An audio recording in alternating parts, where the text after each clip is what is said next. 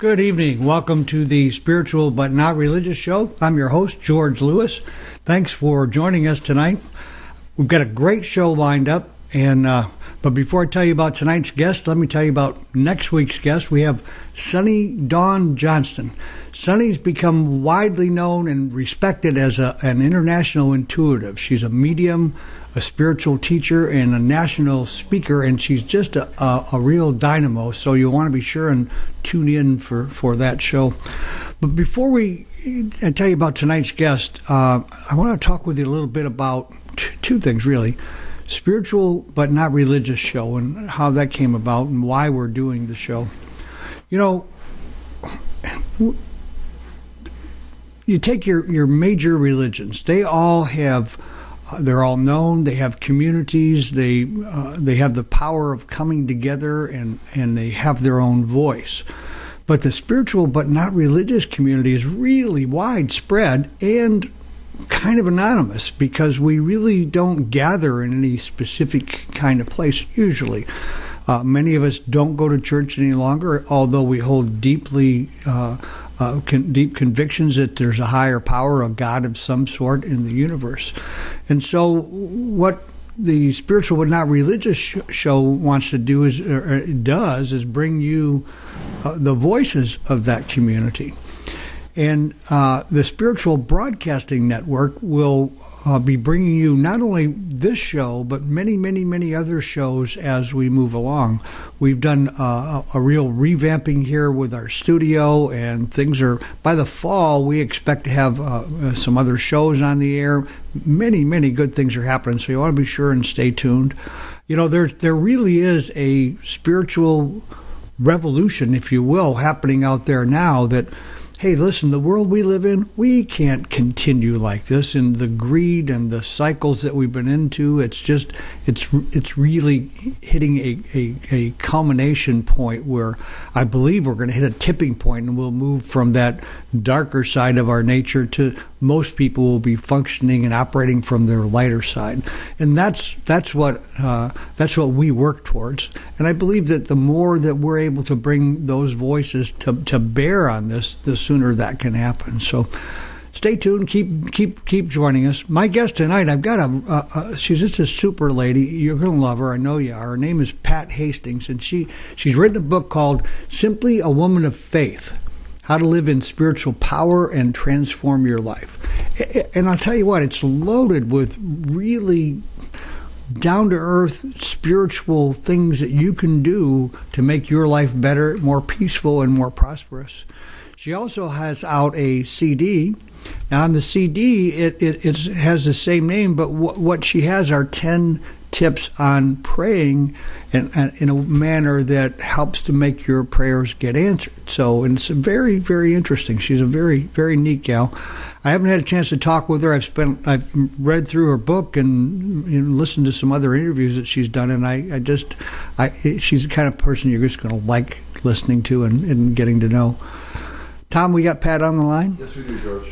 Excuse me. I've had this cough for about 2 weeks now, so I hope you'll pardon me for that. Pat, are you able to hear me? I am able to hear you. You're pretty low, though. I'm low. Actually, I'm feeling pretty up. That's going to be something with your phone, Pat, if you've got a way to turn that up. Pretty much. So are you able to hear me well enough? I am able to hear you, yes. Okay, good. Well, we'll kind of go with that then. Okay. So listen, your background is pretty varied, and I'm pretty impressed with who you are and what you're doing with your life and how you got there. I'm really glad to know you. I think we have many parallels in our life. You were you are an author. You're an inspirational speaker. You're a spiritual coach, a retreat leader, and you were a psychotherapist for many years. But I understand you've kind of retired from that aspect of your life. Well, I have. I laugh when I think about retirement because I left my job as an alcohol and drug therapist. It will be 2 years in October.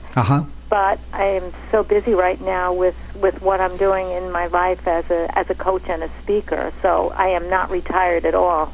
Well, I found it kind of interesting. I was listening to one of your interviews on your site, and it was a great interview. But the one thing that she said was that you were starting over, and I was thinking, no, that's just not what's happening at all. No, it's not. No, we're not starting. This is a continuation, and and it's been years to get to this point where we could do this, hasn't it? It has been years. Yeah, I've been on this spiritual journey for probably over 35 years. Yeah, well, we match on that. I've been there that long, a little longer than myself. It's been a wonderful journey. At times, it's been a little dark, and then it's been everything that life has to offer. But it's been pretty great.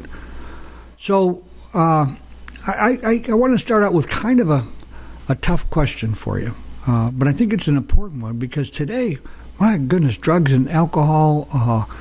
I don't think there's a family that's not somehow they're involved with someone who has drugs and alcohol. They're affected in some negative manner for the most part, except for those people whose family or friends are in recovery.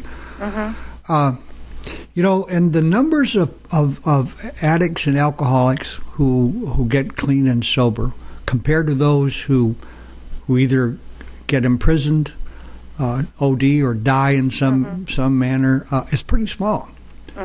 So what do you think it is that keeps people in that addiction to that point of incarceration, death, or it just what is it? Do you have any insight on that after all these years of working? Yeah, I do.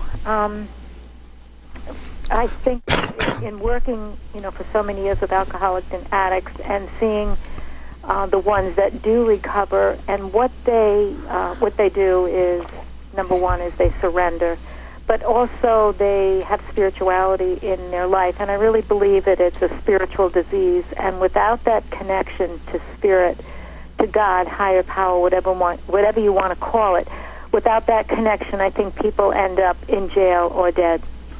So what I'm hearing you say is you have to believe that there is something greater than you. Absolutely. Yeah, I totally agree with that. The other thing is that we talk about alcoholics and addicts, but the truth is, I know there are over 155 different 12-step programs covering all kinds of things. Yes. And there are so many people who are suffering from addiction who have no idea that that's what's going on for them. The 12-step programs, like what they know of them, everybody shies away from that whole idea. But, boy, just think about the numbers. And I think you had the same problem. Certainly one of my biggest addictions right from as long ago as I can remember was a real need for approval. Yes. And that's debilitating, but it doesn't really show. We don't have the catastrophic things happen that are visible, So we yes, exactly, and I know I've always said that everybody should be in a 12-step program because we all have some kind of addiction. Yeah, to control, to workaholism, busyness, people pleasing, approval seeking, perfectionism. They're all addictions and keep us away from ourselves whenever we're using. Or whether it be using an alcohol, drug, or food, that's a big one. Sugar addicts, whether it's, using something or an addiction as a process, it disconnects us from ourselves. And there are many people out there who are suffering. Well, I think, matter of fact, mostly, you know what, Pat, though, I wonder if that isn't part of the overall plan. It seems to me that whenever I was willing to change, to actually do something, there was pain that was pushing me forward into doing that. I didn't, I don't recall doing anything really spectacular about change when things were going well for me. Oh, absolutely. So absolutely, yeah. It's when we're in pain that we look for something different, that we are willing to change, and I think that's just a human condition. Yeah, I think the big problem for people to be able to actually get into some kind of 12-step program is, the media really only shows what goes on in that first step, where, hey, I'm George and I'm an addict or an alcoholic or a food junkie, or and of course there's also all the media that we see with the smugglers and the people who are hitting bottom and all the horror that goes with that, but we don't get a film or a documentary or a storyline on what really goes on as far as the deep spiritual connection that happens with people who stick around. Yes. And we need more of that kind of publicity, I think. So you do a weekly radio show also, don't you? I do. It's a Blog Talk Radio, uh-huh. and it's called Inspirational Monday Moments. And my co-host and I,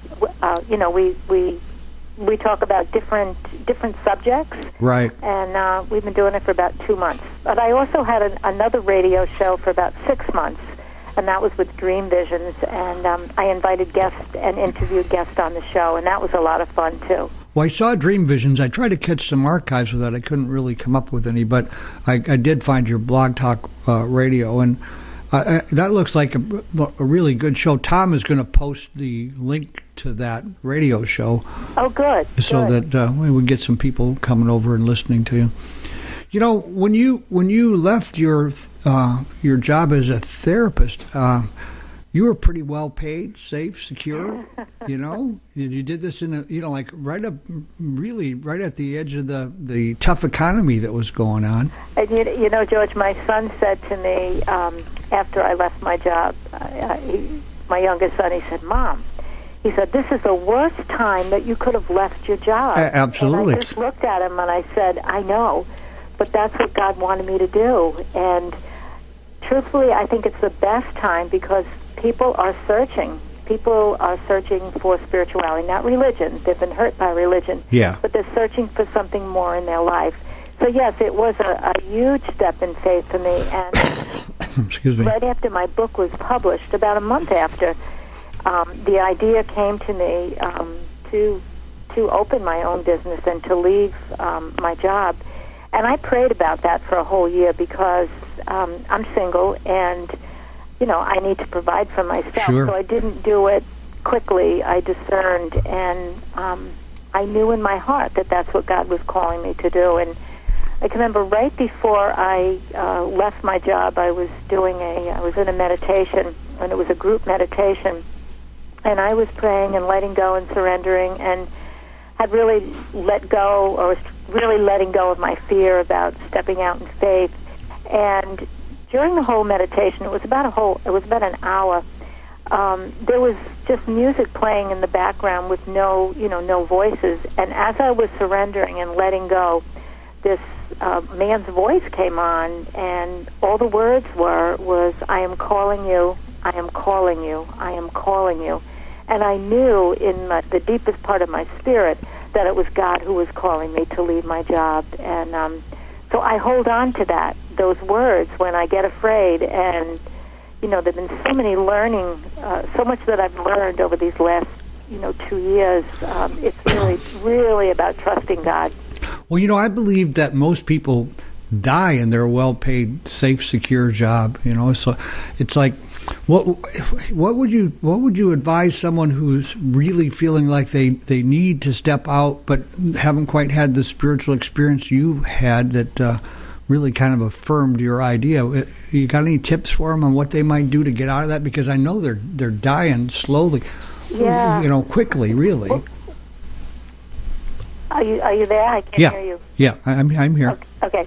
Well, I think first thing, as I coach, and right now it's interesting. When I worked as an alcohol and drug therapist, I worked probably about 98% with men, and now in my own business as a spiritual coach, I'm working with women, and it's really my passion now to work with women to help them love themselves. So what I tell them when I first meet with them is to take 5 minutes a day to just sit and be quiet and to pray and to meditate.